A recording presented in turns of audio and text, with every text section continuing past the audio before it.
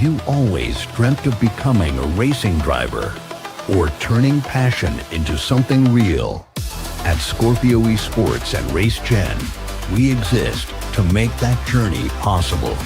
Backed by Scorpio Motorsport, a real racing team with 26 years of experience, we develop talent from sim to circuit.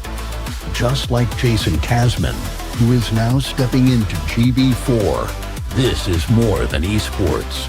This is a pathway. Join us today.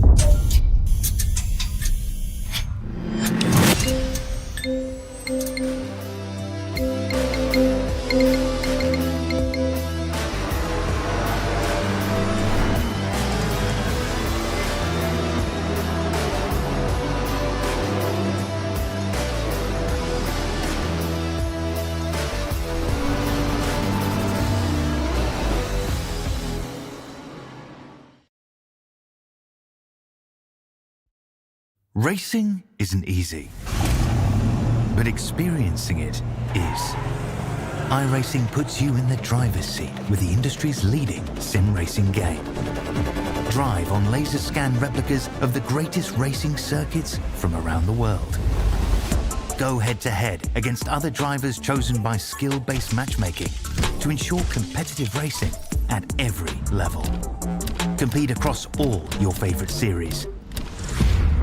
In officially licensed cars, engineered to deliver the most accurate driving experience possible.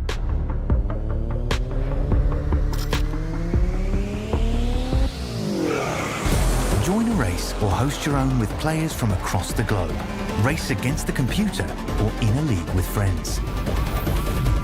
Feel the thrill behind the wheel. Visit iRacing.com.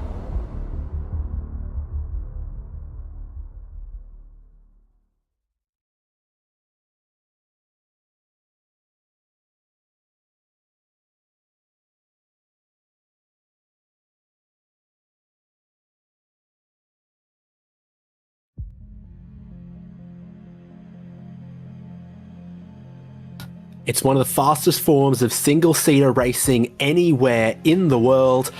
It's the Super Formula, and this is the iRacing Formula B Super Formula Series, heading to all of the big GP tracks. We're following the championship this season on SimSpeed TV, and it's round 9 at Hungaroring, home of the Hungarian Grand Prix. Normally tight, twisty, difficult to pass, but for these Super Formula cars, more compact, lighter, more nimble than a Formula 1 car, and with their Overtake system available to them, we're hoping for some great racing tonight. David Haynes with Cam Dance and Jay Kennedy as SimSpeed TV gears up for qualifying and now the race. Cam, track limits can be a big question around this place. We're going to take a look at the track.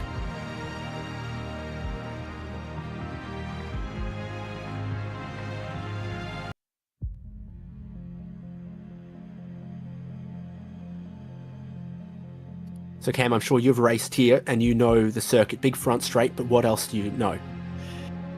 Yes, track very, very technical. Apologies, I had pushed talk on and forgot the button. Anyway, so this track very, very technical. One that, as you say, track limits very much a talking point at the circuit, with the fact it's very easy to get a little bit too eager with those curbs and that those white lines and find yourself in a little bit of trouble. But 14 turns here in a clockwise direction as well. It's one that you really do need to set up passes well in advance, and one that you need to try and qualify your best at, as it's not particularly cumbersome as far as aero goes. You're going to find a lot of aero wash if you're stuck back in the pack, and you're going to be struggling much later on when your tyres start to go. So if you're qualifying towards the front, you're going to be in a very good place, otherwise it could be struggle street.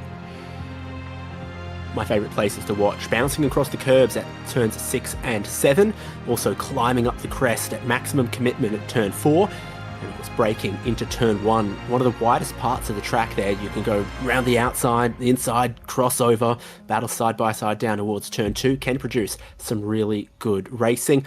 And as usual, not expecting any scheduled pit stops, but if the drivers need it for repairs, or maybe not this week, but wet weather tyres, there is the pit entry around the inside of the final corner and then blending out to turn 1.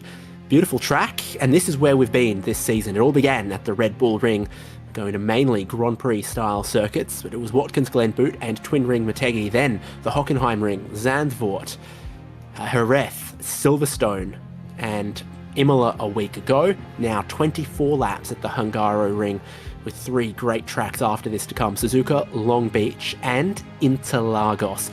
Really, really popular and exciting tracks on iRacing.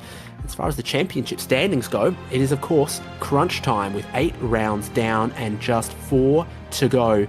In the iRacing standings across all splits throughout the week and across the weeks, Timothy Fries-Larsen leads Dan Jiang from Chris Rosenkrantz, Lewis Kachan, Victor Awad, Dennis Branch, Valerio Fagundes Tavares, Brett Greaves, Benjamin David, and Sonny Black as the top 10.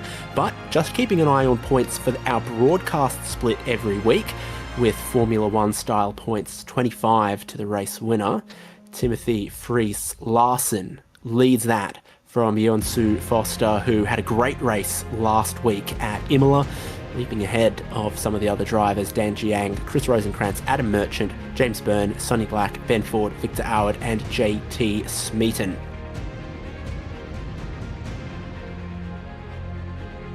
And that championship fight really starting to heat up now, and while it's a little bit of an uphill battle for Mr. Foster, I would not rule him out, and there's a couple of others as well in that list where there's going to be a bit of shuffling, I imagine, as the last couple of rounds start to come through. So it'll be interesting to see what's going to happen. Fries-Larsen probably the favourite at this point to take the title, but we'll have to wait and see in the last 3 rounds.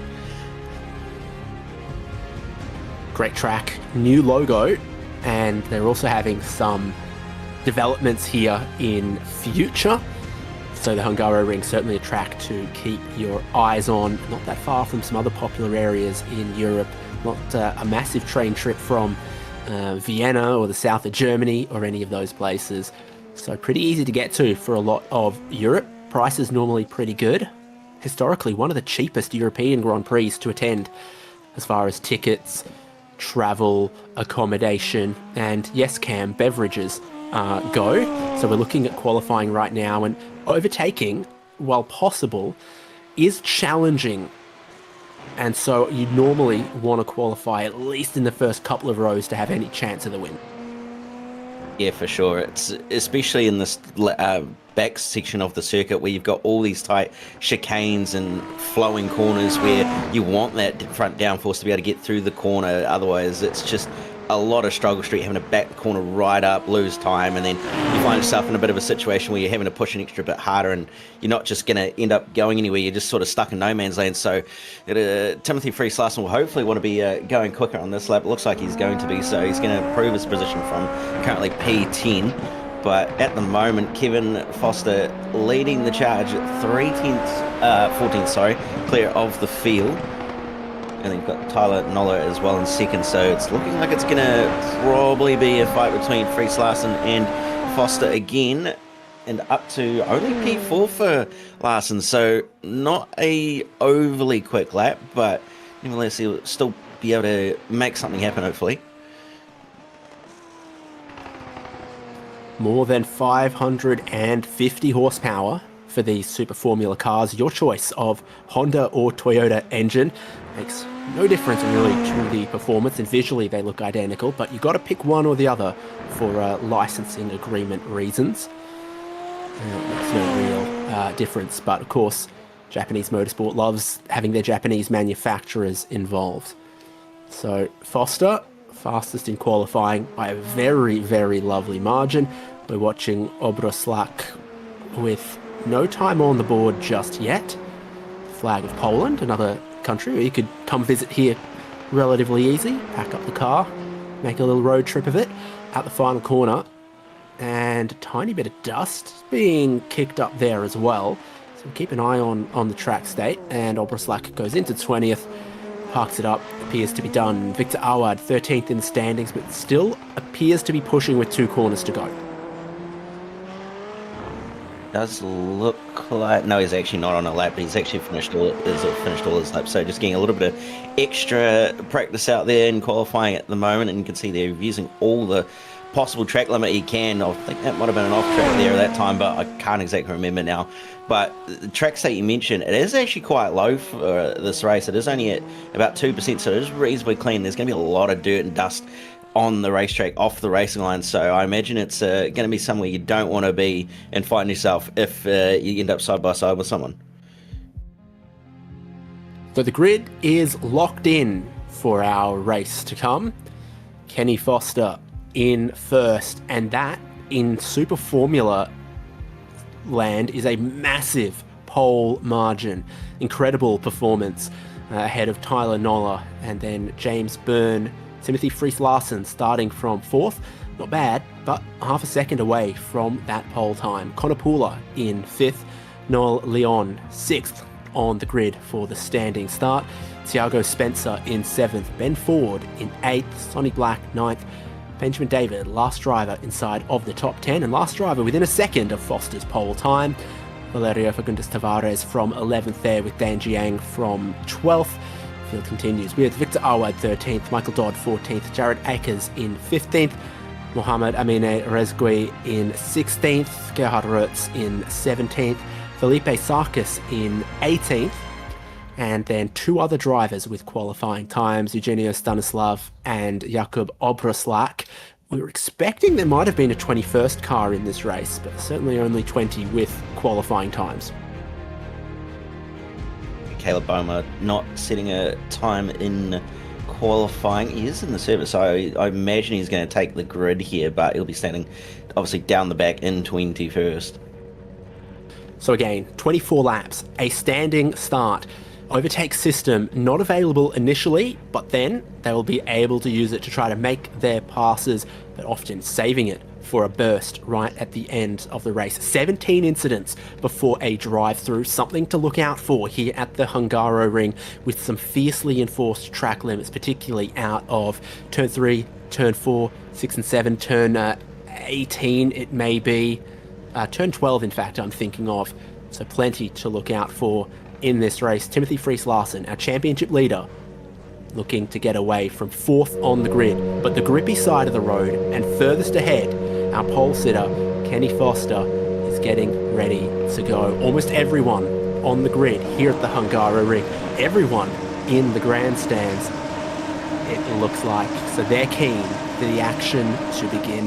Here it goes, with a great getaway from Fries-Larsen, dusty side of the racetrack, 4th, already looking for 2nd place. Not a poor getaway from Foster as he looks to cover off the inside of turn 1. Dust still being kicked up for a track that hasn't been swept from qualifying and into the race, but sweeping into 1st goes Foster, into 2nd goes Fries-Larsen. No overtake system available just yet as we switch back downhill into 2nd. Wheel-to-wheel action and some light contact, but everyone still travelling downhill into 3rd, over the brook and stream here at turn 4. They'll be looking for some tyre temperature when you approach there, but they won't have it just yet.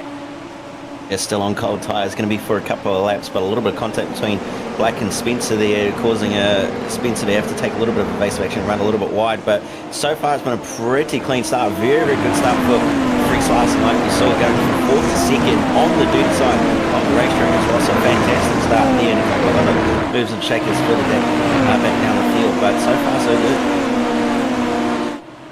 There we go, Foster, Larsen, Byrne, Leon and Noller as our top 5. Saw a few drivers exceed those track limits at turn 4 on their cold tyres. Running wide out of here, you can do the same as well. So you're not careful, 3 or 4 incidents per lap will stack up very quickly, approaching that 17 limit before you have to take a drive through. 25 and you are disqualified. So Larsen will be happy with that getaway, getting 2 positions before the overtake system even enables, but it is now, and a few drivers activate down the front straight, looking for some passes. We're looking at Leon versus Noller, Black just behind that as well, trying to cover off down in towards turn 1, massive send, out wide, that's track limit. Yeah, that's definitely way out beyond the track limit point there. Can't remember if that's actually a slowdown, but he did go very, very deep. Ended up off the road, so very lucky to pull that up in the end, but not exactly what you want to be doing this early on. Also looking great for our top three as the battles kick on behind Nola, trying to make a spot there, but overcooking turn one gigantically as Leon was moving across in defence a little bit late there as well. This is always considered a narrow racetrack. The refurbishments around 2003 that altered the layout slightly gave us a couple more overtaking opportunities, a bit more space on the front straight, but still challenging to make moves. Right on board with Sonny Black from the Northern Mariana Islands. Exciting. And not typically a place you see people coming from in terms of motorsport, but just behind them, Benjamin David and Connor Paulet having a little bit of a fight there. Just behind Ben Ford also getting involved in that little fight as well. Getting it wide was David, and it allowed just a little bit of an opportunity for Connor Paulet, who's now pushed the overtake system, try and potentially get an overtake here down the front straight.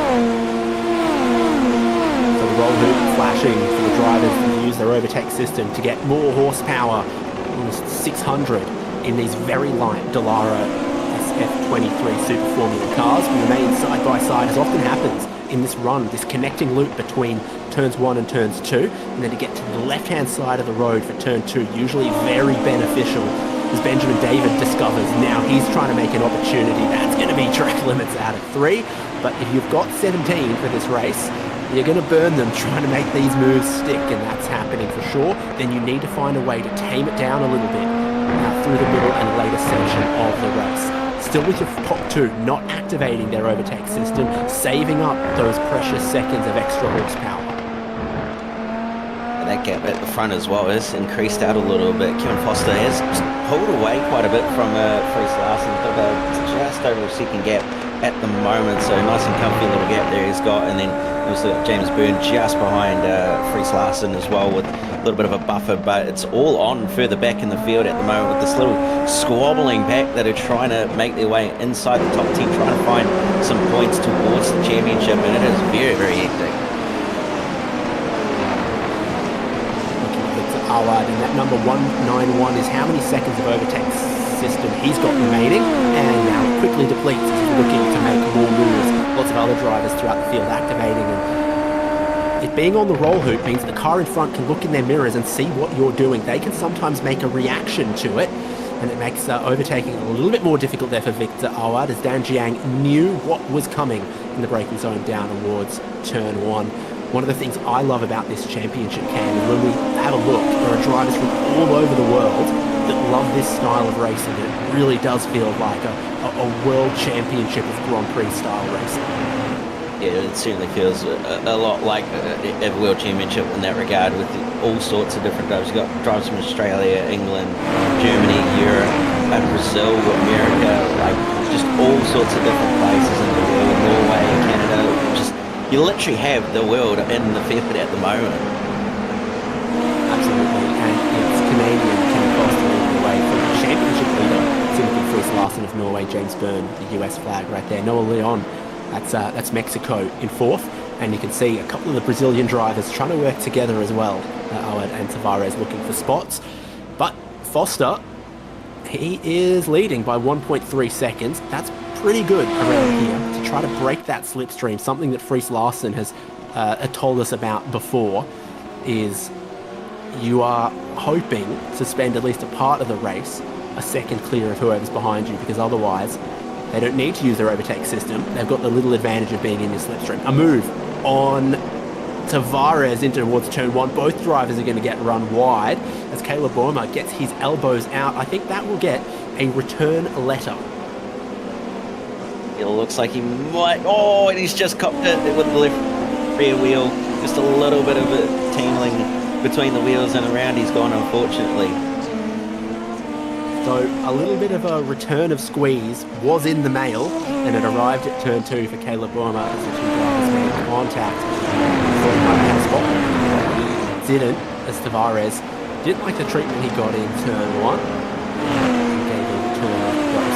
Look at Michael Zod, who was just behind going towards turn 1. So he saw the excitement ahead and got a little too enthusiastic about it as well. Then the next corner, Tavares with the inside, dusty outside, tiny bit of contact. Yeah, that's all it took, and I think you're right. It was coming based on the fact that of what happened at the previous corner. So unfortunately, it's a bit of tit for tat sort of thing. You're going to cop it back if you give it something. Don't start a fist fight if you're not expecting to receive a punch yourself. Perhaps, I think we both saw that one coming. I flagged it a little bit ahead of it actually happening. Foster sets a new fastest lap of the race. Still, this far in, hasn't used a single second of the overtake system. Fries Larson also just being careful with his. Bernd's gone through a little bit, Leon's gone through a bit. Tyler Noller has had to use plenty to try to attack forward, but also in defence of Thiago Spencer, who still has 200 in the back pocket. That's promising for Spencer. And he's not too far off the back of Noller as well, so he's in a pretty good position at the moment to potentially get another position later in this race. If he can hold at that gap, we'll see what happens in the next 20 or so laps. And just behind them, Black using a little bit. The unique way that this system works for the Super Formula cars is when you push the button to activate more horsepower, once you disengage, there's actually a cooldown before you can activate again. So very strategic usage of the system.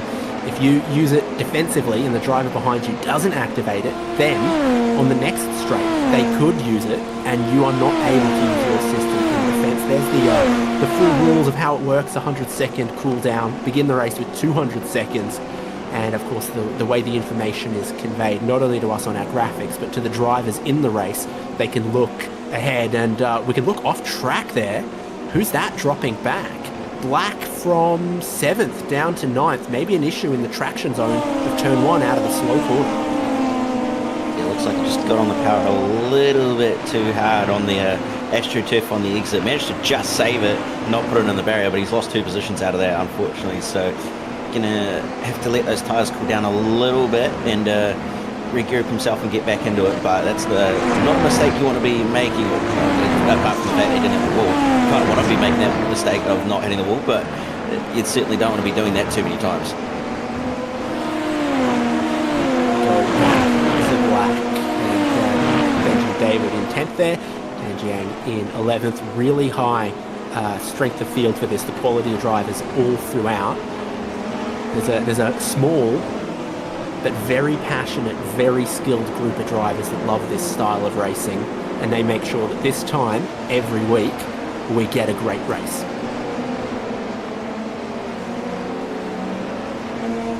Yeah, absolutely. It usually comes down to near the back end of the race as well, but here's Spencer going around it, well, looking around the outside of Noller, not quite going to get it done, but is he going to get the crossover traction? It looks like he does.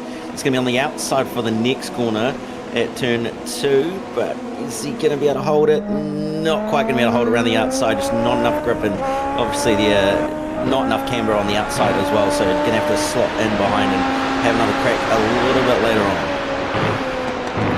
The cool down there on the graphic as well, let you know that by the time we get around the front straight, we'll still be in that cool down, so Spencer won't be able to do the same thing again. And that's why the 100-second cooldown is a very, very interesting number, because often there's one big straight on the racetrack where you want that extra horsepower, but you can't press the button every single lap. And so sometimes you're vulnerable a little bit of a sitting duck if you used it the lap previous and you don't have it this time and are waiting for the next lap to be able to use it. Field spread going on now as we get deeper into this race, and drivers heat up their tyres and maybe begin to wear out their tyres a little bit, and also play cat and mouse with the overtake system. Foster and Larson spreading out now to 2.4 seconds, and both of them pulling away from Byrne, and these two in their own little group here are able to use the overtake system, Spencer and Noller. Yeah, and I guess the interesting thing about this track as well is because the lap is actually shorter than the full 100-second cooldown, you do actually end up in a situation where you have to wait an entire lap plus some to actually be able to use that after it's recharged. So it does come as an advantage to use it, but then you've got quite a long wait before you can use it. So you do have to be a bit strategic in when you use it and how you use it as well, especially if it doesn't result in an overtake. Yeah, something that happens at quite a few of these tracks, and then this is a very fast race car. Clearly, it looks it. It's light, it's nimble, it's got a bunch of downforce on. Pretty good Yokohama slick tyres, and then also 600 horsepower to go with it. In comparison between F2 and IndyCar, there are certainly circuits where this is the second fastest open wheeler car in the world. We go to a replay again of Michael Dodd, who we saw spinning at turn 1. He's on the curb on the way into turn 4, on the curb on the exit of 4. Cam Dan's felt that one all the way across the world. Yeah, it's a very easy curve to do that on, and just the fact that it's bottomed out the car on the exit as well, where the wet has dropped off the edge of the curve, has resulted in that going a little bit pear-shaped, unfortunately. So his day is done. And going to be another spin. Oh, that's another spin. The apex of turn 1. Oh, to crash behind them. Then gets collected by Sonny Black. So turn 1 has been a tough zone for Black. It's been a tough zone for the drivers trying to take that really tight corner. We've seen a few spins there, and we've seen another one.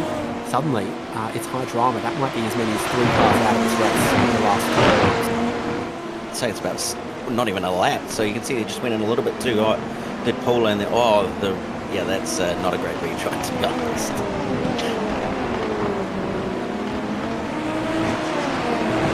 few drivers are getting some spots out of that. Ben Ford now in 7th from the United Kingdom. It feels like this would be a Jensen Button fan, wouldn't it? I want to say that, or Lewis Hamilton, one of the two. This would be around that sort of era. Fernando Alonso, 2007, maybe. Well, maybe. Nothing controversial happened for him in this livery of McLaren at the Hungaroring that year. Absolutely not, definitely not. I have to say though, with the fact that you've got the green sidewall stripe on this car, it actually does almost look like it is from the sort of like 2009, 2010 era of your fun car. Just about you. If you're looking at a distance, I would imagine you wouldn't even be able to tell the difference. Yeah, so Button at Montreal, lock it in. That's what Ben Ford is trying to challenge. First to last to first, maybe. He's got 198 seconds of Overtake System still available, sitting in just behind Tyler Nola and Thiago Spencer. Two drivers who have used a fair bit more, but also may have had a tiny bit of damage based on the spins or contact or other little moments we've seen from them. So top 5 for Ford has a few things going in his favour. Had a bit of good luck at the moment. Hopefully we'll have a bit more good luck in the rest of this race, but he's not too far off the back of the car in front of him. In fact, the 2 cars in front of him, so every chance he could potentially be on for a top 5 here if things keep going his way. Yeah, no doubt. Things are also going very swimmingly for Kenny Foster in the lead of the race. Took the pole position, got away to a race lead, extending that race lead, 200 still in the bank. So that's very, very positive. And how about a new fastest lap of the race without even having to use any of that extra horsepower? Other drivers are using it and still not as quick as him. He's definitely pushing hard at the moment, is Foster. Not by no means challenged, but at the same time he's in a position where he doesn't want to rest too much with Fritz Larsen not too far behind him, so going to keep on pushing on and I guess set purple times the rest of the race just to assert dominance, but doing a pretty good job out front as we've seen in previous times. Pretty much, I guess you can say this is as usual. So this is the battle for the top 5. Nola, Spencer, Ford. There's a way of looking at it that all 3 of these are McLaren liveries. Yes, it is actually. You've got the old 90s Marlboro McLaren livery up the row. You've got the Vodafone one, nice chrome and red just behind them. So it's starting to form into A bit of a McLaren trend here. All you need is I guess you'd almost say it is, because you had the old orange McLaren testing livery at one point. So it almost is a McLaren train here. Yep. It's not quite papaya, but they did test in 2017-ish. I think they ran a livery that was not too dissimilar. So really high revving inline 4-cylinder turbos make a great noise and make plenty of power and performance as well. And there's Nola down to 4,000 RPM in third gear. Doesn't want to spin up those tyres in the traction, so let the engine rev up out of the corner all the way past 10,000 RPM and speeds in a straight line and through the corners. Great lap times for these cars. Tyler Nola still just fending off the two behind, and he's not going through too much of his overtake system either, so he's holding just enough of it. I think it says Mercedes-Benz on the engine cover for Nola, so that narrows it down to some very specific years. Yeah, it does actually. 96 and 97? Yeah, I'm pretty sure that's about that year, yeah. Either that or it's the Indy 500 Penske, but I don't think it is. I'd say probably not.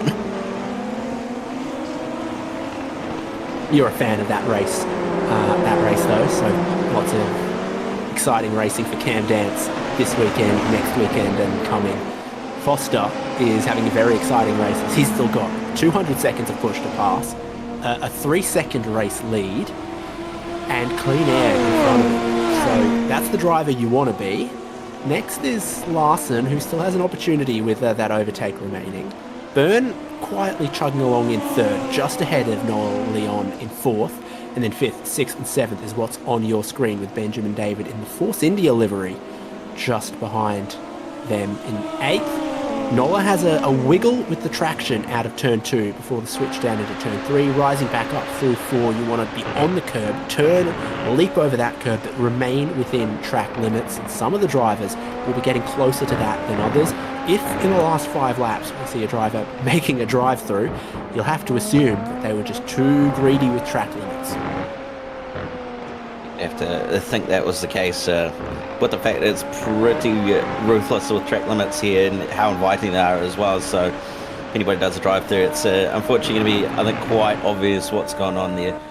But it does look like Spencer's potentially got something here to make a move. It's hard to tell where he seems to be stronger, definitely in the more tighter sections, but just not quite able to get the full lap together.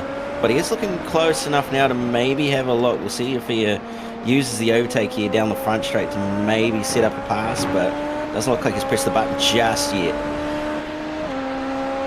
Benjamin David will, Dan Jiang will. They're hoping to close a little bit closer. Tyler Nola needs a little bit of a boost for his internet, perhaps. But he seems to be back in the land of the living, and okay, maybe also internet issues for Resgui there as well. James Byrne in third, Noel Leon in fourth. Said they were getting a little bit closer, and they are. Leon now within a second. He's actually started to make some pretty good gains. Was a little bit slower that last lap by compared to Burns, but he's made some good gains over the last couple of laps at least, and is starting to look like he could be a threat for Byrne in the next couple of laps or so. Looking at the action through the twisty middle section of the lap, exiting that chicane and then flowing through 8, 9, 10 and 11, where you're consistently trying to get the correct exit from one corner to be placed well to carry momentum through the next and then exit well. It's got a little bit of skiing or slalom or autocross or something like that about it. An exciting section of corners, no doubt, in a high-performance single-seater, but tough to follow, tough to make overtakes. Doesn't always generate great racing, but certainly exciting sequence of corners. Overtake System is going to get a workout and a defensive move across to the right-hand side. Hello, Rubens Barrichello, Michael Schumacher, potentially down in towards turn 1. You've got to be so careful with that extra arrival speed not to spin out. Traction on the exit tough as well. Nola is just, I think, going to hold on to this one with the inside line for turn 2 versus Thiago Spencer, who had a really good look. I thought displayed some great racecraft, but remains just behind. Yeah, he sort of tried to do what he did for a couple of laps ago, and unfortunately it just didn't quite work out for him once again. Had to sort of back out a little bit earlier than the sort of mid-corner right there. He's going to look up the inside here. Oh, and that's contact between the two of them, and that battle is over. Nola manages to keep on going and is still straight. He's actually going to redress the position. Ben Ford loves that. He goes through into the top 5, but then there's more issues, and the front wing comes off Tiago Spencer.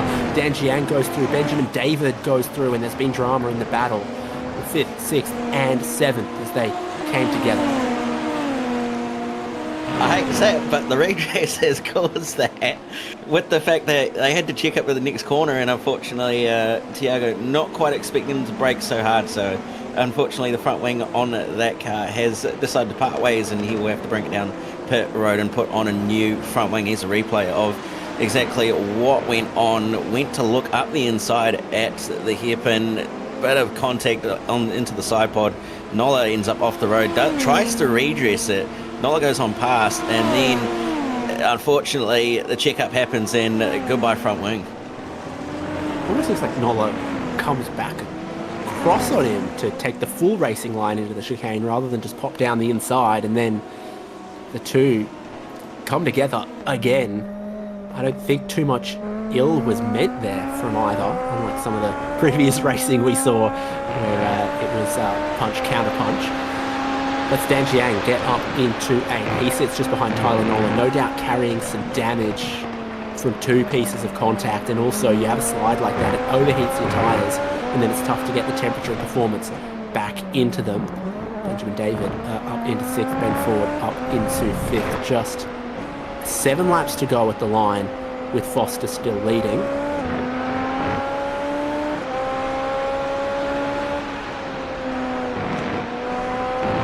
Jiang here going to potentially look to try and get another position here, go from at 9th to 8th. Going to have to be careful though, because Victor Auad is now right into this, and he's going to potentially show a threat to some extra points on that championship table. I'll tell you what, they've been forward once again, just doing what he's been doing, has just been absolutely picking up the pieces and licking his lips at the same time, because he's just been gifted all the positions all at once. Tavares behind, getting into a little bit of the overtake, coming onto the straight. Awad just ahead of him, trying to keep up with that battle pack. Now, I had a look. Noah Leon's first and last names are an anagram. If your parents had wanted that, they would have called you Deccan, and if my parents wanted that, they could have called me a Shine.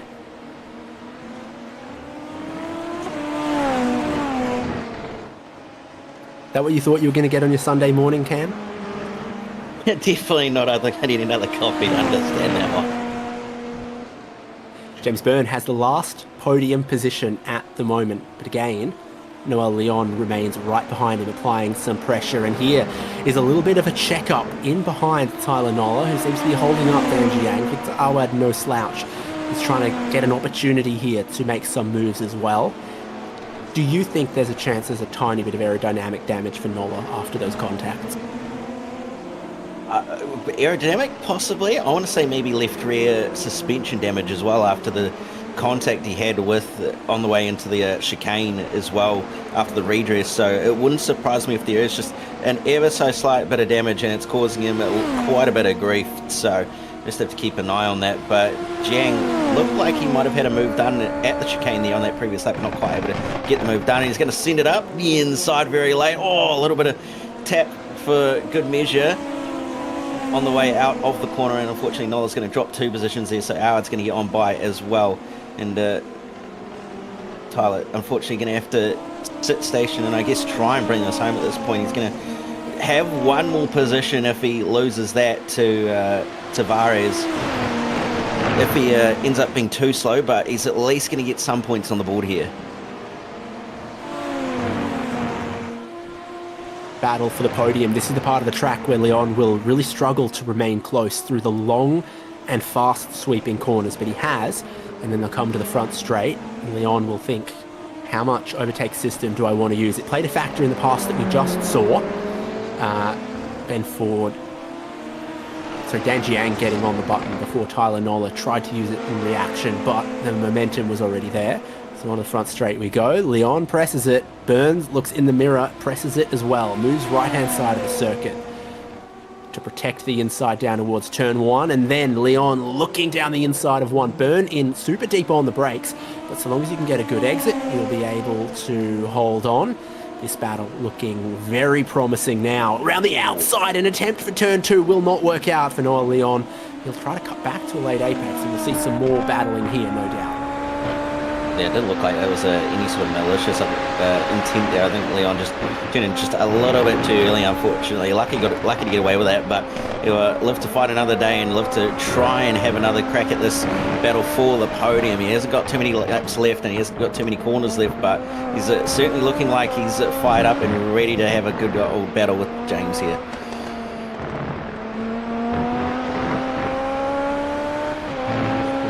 So much speed through these corners.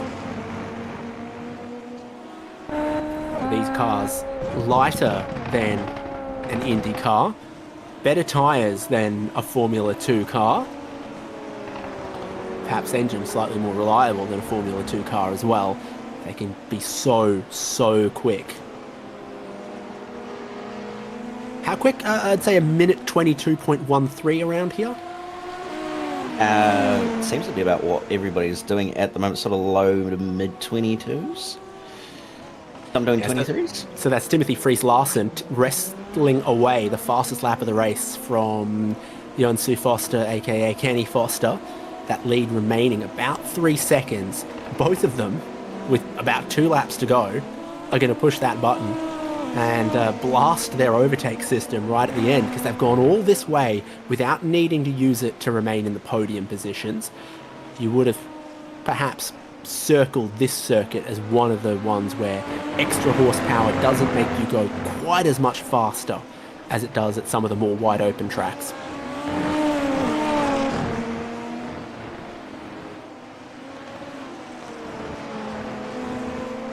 So Leon's still thinking, I can get on the podium here, but I need to do something else, or I need to be cleverer. But you're already counting backwards to the final lap and using your overtake system there. So then you can't use your overtake on the penultimate lap. But if you use it now, then you might have an extended wait before you can use it again on the end. So they'll be thinking about that. Foster and Larsen trading new fastest laps of the race, but 3 laps in a row, and Larsen has just made sure Foster can't get too comfortable. Yeah, he's been pushing quite hard as Fries-Larsen on the last couple of laps, seeing purple sector, purple lap after purple lap, but this battle's still going on between Byrne and Leon. Oh, big cracker sideways out of turn 1 there for Leon, trying to get the power down. You can just see how hard he is pushing to try and keep up with Byrne here. Does have a little bit of extra push overtake left in the tank compared to James, so might be able to lose it just a little bit earlier, or maybe on another lap here to maybe try and close that gap down before he uses it all up and tries to have a proper go. But he's going to have to be very careful here if he doesn't lose too much time, because that gap is starting to become a little bit bigger with all these little mistakes he's making. Top 2 finally find their overtake system button, just to use a little bit of it, then the cooldown, and then engage it again, probably coming to the start of the final lap. They are the class of the field though, with Foster more than 15 seconds ahead of this battle, Byrne and Leon. It's those two, space, and then the rest of the field, including this battle right here, and then Ben Ford up into 5th after there was some contacts in the battle for 5th position, and Byrne uses a little bit. But we look at Foster, cooldown 2.7 seconds, using up all of the boost.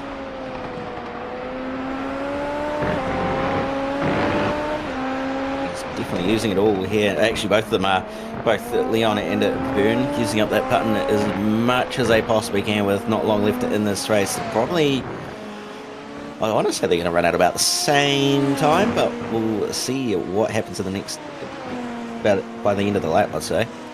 Yeah, so we're 2 to go, coming towards the white flag. So, yeah, that's that's it. Around these lap times that are 80-second laps, it means even before beginning 2 laps to go, they could have pushed the button and ride it out all the way to the end. So that's what the two of them have elected to do at the front of the race, Foster and Larson. A few other drivers with a little bit less remaining. Tyler Noller will be one of the first to be completely depleted of the 200 seconds of Overtake System down in 9th. Byrne and Leon also going to come around to the final lap. Leon, is he just setting up to try to set the fastest lap of the race? I feel like he dropped back there, dropped back into the final corner, and he's not close enough to challenge for the podium, but he's close enough to unleash that extra horsepower on the final lap, and we'll see who comes away with that little consolation prize. Foster's heading around to maintain that leading margin of over 2.5 seconds. In the overtake mode with the extra horsepower, Larson seems a little bit more comfortable, but Foster had already built a very nice little margin, Cam. Yeah, certainly, and he's in a very, very comfortable position. Doesn't need to do anything silly. I mean, obviously there's a bit of ego stroking going on between him and Fries Larson at the moment, trying to use as much of that overtake system possible and set the fastest lap, but at the moment it's just to bring it home and get some more points in the bag towards the championship, close that gap down to Fries Larson, and see where he sits up with 3 rounds to go. Yeah, so a great race at the Hungaroring from Foster. Pole position, leading every lap, coming around to take the victory. 2 wins in 2 weeks for Foster in the iRacing Formula B Super Formula Championship, keeping Timothy Fries Larson at bay and narrowing the championship gap with 3 rounds to go. James Byrne is going to come around to complete the podium, feeling all sorts of pressure through the middle of the race from Noah Leon, but managing to fend off that. We'll see who comes away with the fastest lap of the race after all that. And Ben Ford sneaking through to 5th place. Didn't get an amazing getaway at the start of the race, but then kept picking off spots, and then Benjamin David also saw drivers collide in front of him and spin, and picked some of those off. Dan Jiang in 7th, Victor Awad coming home in 8th. Kyler Noller looking to hold on to that 9th place as Tavares completes our top 10.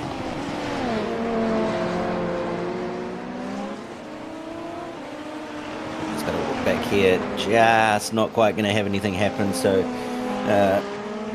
Rotes will end up taking that one over Oberschlack eventually to finish off the field at this point. Did see a couple of retirements and a couple of damaged cars, but Caleb Burma comes around for 18th.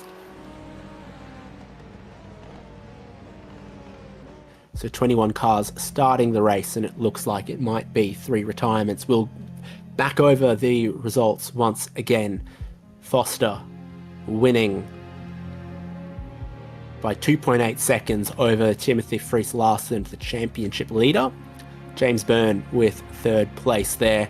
Noah Leon 4th, Ben Ford 5th, Benjamin David 6th, Dan Jiang in 7th, Victor Awad 8th, Tyler Noller 9th, Valerio Fagundes Tavares in 10th, while 11th place went to Jared Akers, just ahead of Felipe Sarkis.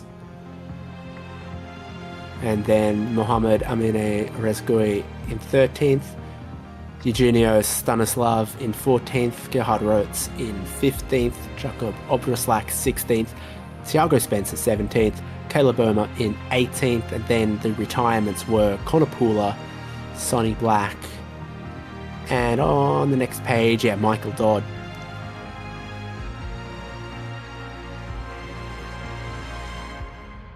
Well, eventually our drivers will come around who have a chat with us. The fastest lap of the race went to Timothy Fries Larson, but Foster was quicker, but with some track limits, so the lap time was deleted, but managed to keep some of that margin. This is a community-supported broadcast of Formula B Super Formula Series on iRacing, and it has been brought to you by these. So Sync Mesh, Pimax VR headsets, Scorpio Esports, Get Good, Grid Finder, Full Push Sim Gear, Canada's ultimate destination for elite gear. From precision pedals to professional turnkey rigs, we fuel your obsession. Pure performance, expert support, push harder, drive faster. Traction.gg, if you're enjoying the virtual action and want to understand more about the goings-on within sim racing, visit the Traction.gg website daily for the latest platform updates, news and interviews. Stay up to speed with the industry, the developers and the latest equipment. That's Traction.gg, where you can also sign up for their weekly email newsletter. Sim Racing Nation, the community for sim racing enthusiasts and motorsports professionals from around the world. They focus on fostering competitive racing and an environment for all drivers of all skill levels. Sim Gaming Expo returns September 18th through 20th in Schaumburg, Illinois, North America's only event celebrating every genre of simulation gaming under one roof. Get your tickets at simgamingexpo.com. TDI 99, level up with 15 years of racing grit. TDI delivers pro tips, quick laps, and the hard truths F1 won't discuss. Follow TDI 99 on YouTube today.